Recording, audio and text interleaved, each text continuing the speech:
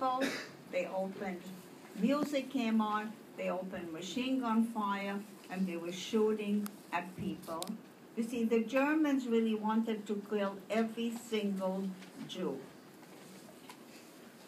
Then we got back into the trains closed again, and what happened, we were traveling, and at one point we stopped in Bavaria.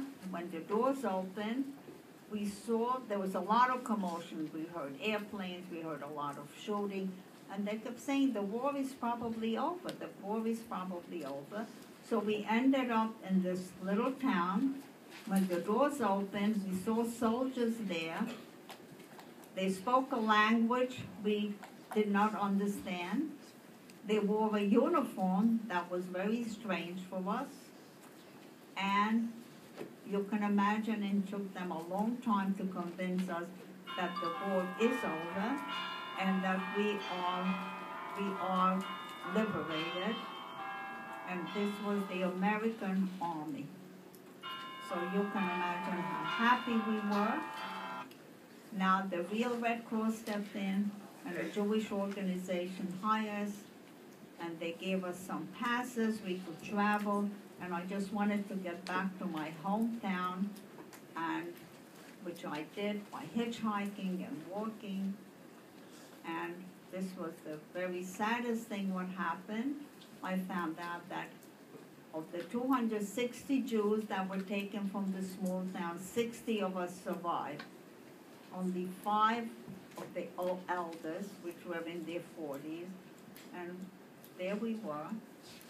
And it was very sad, and every day, now I know, at that point they told me that day we arrived in Auschwitz, my mother, my sister, my grandmother, and uncle, they were taken straight to the gas chamber, they were gassed, and they were killed. Now my father, I didn't know what happened to my father, and every day I would go to a train station, people would be coming home, and I would yell his name, has anyone known him? And then one person said, yes, I did know your father, he was with me, and just about 2 weeks before the war was over, on a march, he was shot, and he died. He probably fell, he could.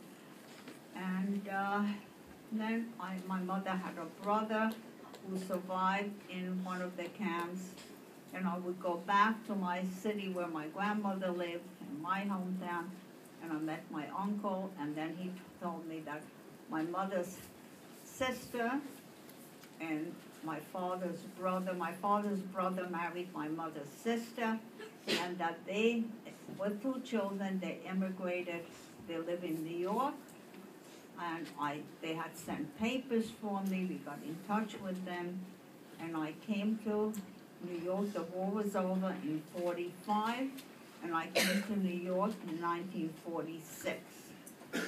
I arrived in this country, I did not speak the language, I did not have much education, my education was cut in half, really was cut. So I worked, I